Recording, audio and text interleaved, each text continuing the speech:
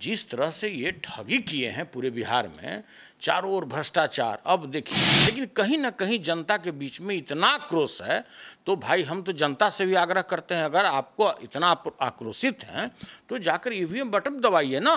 तो देखिए, काठ की हारी हरदम चढ़ने वाली नहीं है, ये नरहो है ना कुजरो है, ये चलने वाला नहीं है कि आधा हम बीजेपी हैं आधा हम उधर हैं। आपका तो पूरा आत्मा में आरएसएस घुसा हुआ, और आज ही चले हैं वोट मांगने के लिए उस क्षेत्र में जहां प्योर आरजेडी का बहुल क्षेत्र है। जिस तरह से तेजस्वी यादव आइकॉन बन चुके हैं युवाओं के बीच में, ये तो अद्भुत है। नमस्कार, मेरा नाम आलोक है, आप लाइव सीरीज देख रहे हैं। बिहार में तीसरे चरण का मतदान होना है 7 नवंबर को। 2 चरणों की मतदान की जो प्रक्रिया है वो पूरी हो चुकी है। ऐसे में आरजेडी की निगाहें जो हैं अब सीमांचल की ओर गई हैं। नेता प्रतिपक्ष तेजस्वी यादव अब से थोड़ी देर पहले सीमांचल की ओर कूच भी कर चुके हैं। आज रात वो उधर ही रहेंगे, क्षेत्रों का दौरा करेंगे। ऐसे में आरजेडी के एमएलसी सुनील सिंह हमारे साथ हैं। सबसे पहले बिहार के मुख्यमंत्री नीतीश कुमार के ऊपर आपसे प्रतिक्रिया चाहेंगे। कल जिस तरह की घटना हुई मधुबनी के हरलाखी में, उन पर प्याज फेंका गया, कह रहे हैं सत्ता पक्ष के लोग कि ये विरोधियों की हरकत है। देखिए, जहाँ भी कुछ भी ऐसा हुआ, वो तो बिहार के माननीय मुख्यमंत्री जी हैं, तो ये काफ़ी दुर्भाग्यपूर्ण है। वो चाहे अपने पार्टी के लोगों से फेंकवा लिए हों या कोई आक्रोशित लोग, जिस तरह से प्याज का कीमत बढ़ता जा रहा है, आलू का कीमत बढ़ता जा रहा है, इससे आक्रोशित होकर को सिंबॉलिक फेंका हो। लेकिन जो भी किया है यह बिल्कुल गलत है और इसकी हम पूरी भर्त्सना करते हैं। हमारे लीडर ने भी इसकी काफ़ी भर्त्सना की है।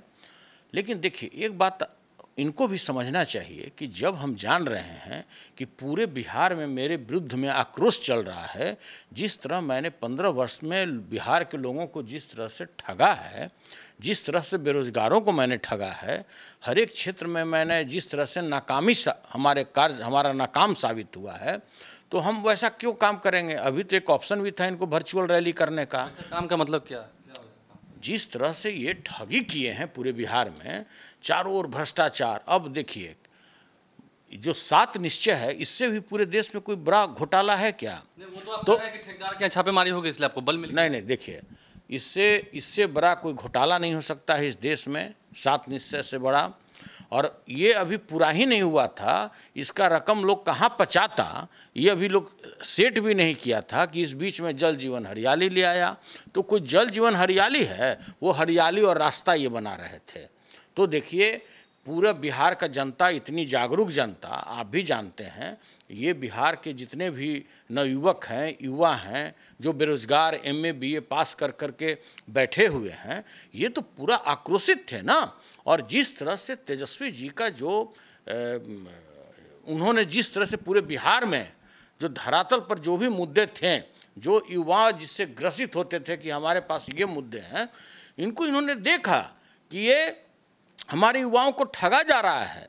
आप देखिए कि कोई भी जहाँ भी तेजस्वी जी का जनसभा हो रहा है, वहाँ लाखों लाख का भीड़ जुट रहा है। और स्वफुत आप प्रधानमंत्री का आप रैली कर लीजिए, माननीय मुख्यमंत्री जी का कर लीजिए, गाड़ी से ढोकर लाना पड़ता है, तब भी 100, 200, 1000 आदमी माननीय मुख्यमंत्री जी के रैली में होते हैं। लेकिन फिर भी जो भी हुआ है उनके साथ, ये बिल्कुल दुर्भाग्यपूर्ण है। लेकिन कहीं ना कहीं जनता के बीच में इतना आक्रोश है, तो भाई हम तो जनता से भी आग्रह करते हैं, अगर आपको इतना आक्रोशित हैं तो जाकर ईवीएम बटन दबाइए ना। हर एक जगह आप लालटेन को जिताइए।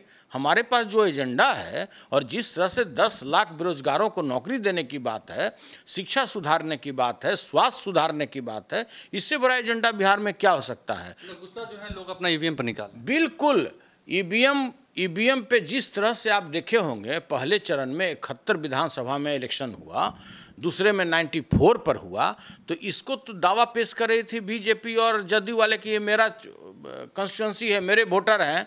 तो यहाँ तो पहले ये बुरी तरह परास्त हो गए। आज हमारे पास केवल मात्र अब 10 अगर हमारे पास सीट आ जाए तो हम लोग सरकार बनाने के स्थिति में आ चुके हैं। तो भाई, जिस तरह से जनता का रुझान हुआ है युवा तेजस्वी जी के प्रति, आप बिहार की बात करते हैं, आप पूरे देश में जाइए, जिस तरह से तेजस्वी यादव आइकॉन बन चुके हैं युवाओं के बीच में, ये तो अद्भुत है। जिस तरह का इनका रैली हो रहा है, जिस तरह का ये पब्लिक को एड्रेस कर रहे हैं, मतलब जुनून है युवाओं में। आप तो इशारों में कह रहे हैं कि मुख्यमंत्री जी ना जाए रैली करने। देखिए हम ओरिजिनल बात कर रहे हैं। जब हम जान रहे हैं माननीय मुख्यमंत्री जी इतने पुराने अनुभवी आदमी हैं, उन्होंने इतना सावन भादो देखा है, तो उनको तो पता है ना कि जनता किस तरह से इनके कार्यों के प्रति आक्रोशित है, किस तरह इन्होंने 3 शासनकाल 15 वर्षों में किस तरह से बिहार के जनता को इन्होंने ठगा है। और आप एक पुरानी बात जंगल राज, तो पब्लिक को बेवकूफ़ आप समझ रहे हैं क्या कि एक जंगल राज पर आप 3 सत्ता चला लिए बोल करके। तो देखिए, काठ की हारी हरदम चढ़ने वाली नहीं है, ठग पकड़ा जाएगा। बहुत देर तक जो कौवा है हंस का चाल नहीं चल सकता है, मोर बहुत देर तक कौवा जो है मोर का पाँख लगा के उस तरह का काम नहीं कर सकता है। तो देखिए, इनको स्वयं ये बात को समझना चाहिए था। देखिए, कुल मिलाकर अब हम अगर बात करें, ठीक है, वार पलटवार हो गया है, अब हम बात करते हैं सीमांचल क्षेत्रों की। सीमांचल क्षेत्रों में अल्पसंख्यक समुदाय के लोग काफ़ी बड़ी संख्या में हैं, लेकिन विधानसभा की आप बातें करें, विधानसभा में तो मुख्यमंत्री ने कहा ना कि बिहार में एनआरसी की कोई बात ही नहीं है। अरे भाई, तो इतना आप लोग का मेमोरी कमज़ोर क्यों हो गया है? तो उसी विधानसभा में ना ये लोग बोले थे कि मिट्टी में मिल जाऊंगा, भाजपा से हाथ नहीं मिलाऊंगा, मिट्टी में मिल जाऊंगा, भाजपा से हाथ नहीं मिलाऊंगा। तो वही विधानसभा में कहे थे जहां पर शपथ लेकर बैठते हैं कि मैं जो भी कहूँगा सत्य कहूँगा, निष्ठापूर्ण कहूँगा। तो भाई, ये तो इनके लिए कोई मुद्दा ही नहीं रह गया। ये तो रह गया कि आप कह रहे हैं कि उसका कोई वैल्यू नहीं है। देखिए, ये जो भी काम करते हैं ये वोट बैंक के मद्देनजर सारा कार्य करते हैं कि हमको कहाँ से 1 वोट ज़्यादा मिलेगा, कहाँ से 2 वोट ज़्यादा मिलेगा, उसी के तदनुसार यह काम करते हैं। और जनता यह बात समझ चुकी है कि आप जो भी बोलते हैं वो आप दिल से नहीं बोलते हैं, आप बीजेपी के एजेंडा को बोलते हैं कि आगे आने वाले चुनाव में हमको इसका क्या लाभ होगा, क्या हानि होगा, उस अनुसार आप काम करते हैं। तो जनता तो यहाँ का काफ़ी जागरूक है, तेज है, आपके जो चाल को पकड़ चुकी है और आपको बुरी तरह से इसका परिणाम भुगतना पड़ रहा है। जो 2 चरण में आप भुगत चुके हैं, अब तीसरा चरण बचा हुआ है, इसमें तो आपका अता पता ही नहीं रहा। देखिए, हम पहले ही आपको बता चुके हैं कि प्रथम चरण में 71 विधानसभा में इलेक्शन हुआ, दूसरे में 94 हुआ, जिसको भारतीय जनता पार्टी और जदयू पार्टी अपना सीट समझ रही थी, अपना एकाधिकार समझ रही थी। जिस तरह से जय श्री राम पर वो अपना कॉपीराइट समझती है, हिंदुत्व पर अपना कॉपीराइट समझती है। शर्म भी नहीं आता ये बोलने में कि क्या पहले रामनवमी नहीं होता था क्या? पहले लोग हिंदू नहीं अपने को स्वीकार करते थे क्या? तो भाई, इस तरह से किसी के आप सेंटिमेंट को उभार करके वोट लेना चाहते हैं, तो जनता तो यहाँ का बड़ा होशियार था, इनको मज़ा चखा दिया बुरी तरह। ये 2 जो चरण में चुनाव हुआ उसमें ये परास्त हो चुके हैं। अब बच गया तीसरा, जहाँ मेरा मामला है, जहाँ पर हम लोग बिल्कुल मजबूत हैं, चाहे सीए का मामला हो, एनआरसी का मामला हो, और जिस तरह से मजबूती के साथ राष्ट्रीय जनता दल के मेरे लीडर ने इस मुद्दे को रखा। और ये बेशर्म लोगों को शर्म आना चाहिए कि जो हमारे युवा, हमारी महिला उस जाड़े में, जो सबसे ज़्यादा महीना जाड़ा पड़ता है दिसंबर जनवरी में, उस दौरान में सारे लोग बैठे रहते थे रोड पर, और उस समय इनको नैतिकता नहीं आया कि जाकर उनका कुशल क्षेम पूछे। कभी भी इन्होंने सीए एनआरसी पे बोला क्या? तो इस बात में आपको टोकेंगे, इन्होंने विधानसभा में नीतीश कुमार ने कह दिया था कि बिहार में एनआरसी की कोई सवाल ही नहीं है, एनपीआर 2010 के मॉडल पर लागू। अरे, स्थगन प्रस्ताव हमारे लीडर ने लाया था, इस पर आप भूल चुके हैं। स्थगन प्रस्ताव जो था हमारे लीडर ने लाया और इस पर इनको वक्तव्य देना पड़ा। और आप जिस तरह से अब दुनिया को ठगना चाहते हैं, जिस तरह से पूर्व में ठगते आए हैं, नहीं, ये तो उस तरह की बात करते हैं कि न नरो है न कुंजरो है। तो इस तरह से नहीं चलने वाला है। बिहार का जनता जागरूक है। क्या तेजस्वी जी भाषण देते हैं, 1 बिहारी सब पर भारी, 1 हेलीकॉप्टर 32 पर भारी। आप ये सब देखते रहिए ना। आप और बातों को नहीं कर सकते हैं, क्योंकि हम भी उस वक्त विधानसभा में थे। नीतीश कुमार ने कहा कि बिहार में एनआरसी का कोई सवाल ही नहीं होता है, हमने साफ साफ कह दिया है। एक भी मुसलमान मोहल्लों में, जो भी हमारे अल्पसंख्यक के मोहल्ला हैं, अरे आदमी, आप में ब्लड है लाल रंग का और मेरे में ब्लड नहीं है लाल रंग का क्या? उस मतलब वैसी ठंड में जिसमें लोग घर से निकल नहीं सकते थे, और वैसे ठंड पर सारे जितने भी जिला थे, सारे मुसलमान भाई, सारे अल्पसंख्यक भाई रोड पर बैठे हुए थे। कहीं इन्होंने निकलने का अति किया क्या? समझे ना। और आज नहीं ना, बिल्कुल। और आज ही चले हैं वोट मांगने के लिए उस क्षेत्र में जहां प्योर आरजेडी का बहुल क्षेत्र है, जहां पर आप अल्पसंख्यक की बात कर लीजिए, यादव भाई की बात कर लीजिए, पिछड़ा की बात कर लीजिए, आप अपर कास्ट की बात कर लीजिए। देखिए अब ये चलने वाला इनका नहीं है कि ये अगड़ा है, ये पिछड़ा है, ये दलित है, ये महादलित है। ये बहुत महादलित और दलित करके ठग चुके हैं जनता को। अब लोग देख रहा है कि भाई आप मुद्दा बताइए, मुद्दा। अब जंगल राज चलने वाला नहीं है। अब आप बात कीजिए स्वास्थ्य का, आप बात कीजिए शिक्षा का, आप बात कीजिए इंफ्रास्ट्रक्चर का, आप बात कीजिए रोजगार का, आप बात कीजिए सिंचाई का। अब इस तरह से बोलने से काम नहीं चलने वाला है। और हम पुनः माननीय मुख्यमंत्री जी को सलाह देंगे कि अगर पब्लिक के आक्रोश से बचना है तो आपके पास भारत के निर्वाचन आयोग ने एक ऑप्शन भी दिया है, वर्चुअल रैली। तो आप वर्चुअल रैली कर लीजिए।